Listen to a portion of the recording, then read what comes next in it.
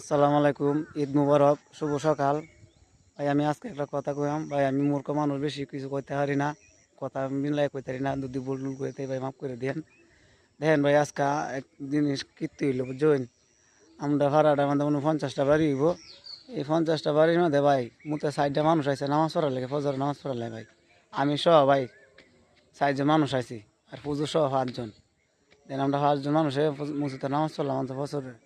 ভাই আজ দেন একটা কী দিন, আজ ঈদের রাত, ঈদের দিনে একজন ফজরে নামাজ পড়ছি ভাই, 60টা মানুষ হয়েছে ভাই। ভাই আমরা ভাড়াটা আমাদের 50টা মানুষ বাড়ির মধ্যে মতো 60টা মানুষ হয়েছে। পুজো সহ আগে ডাকলাম, প্রত্যেকটা ঘরে ঘরে ডাকলাম নামাজ পড়ার লাগে ভাই। মধ্যে 2জন সারা হয়েছে উঠার লাগে। ভাই আল্লাহ দোয়া করি, আল্লাহ রেজায় দেন।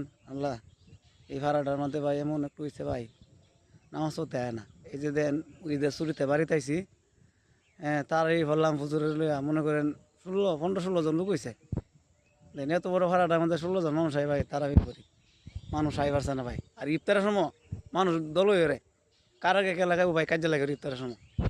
এমন কীর্তি ভাই এই গ্রামের সাইডে ভাই। নামাজ পড়তে গেলে ভাই আয় না ভাই, এই দেন তারা বিও শেষ, মসজিদের মানুষও শেষ। আল্লাহ দোয়া করি, আল্লাহ আল্লাহ হেদায়েত দেওক, এরা বেশি বেশি আল্লাহ নামাজের নেক দেওক, আল্লাহ দোয়া করি ভাই। আপনারাও দোয়া করবেন। এমন ভাই মানুষের ডাকলাম পুজোরে সহ ভাই, মানুষ আয় না, উঠে না, ক ভাই যাইতাছি। চেন এই দুই এমন নীতি ভাই দুনিয়াটা আমাদের ভাই।